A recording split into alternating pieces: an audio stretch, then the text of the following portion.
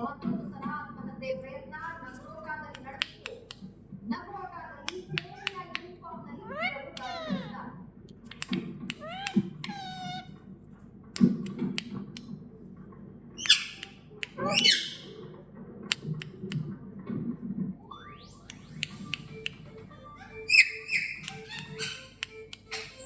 ಸಮಾಚಾರ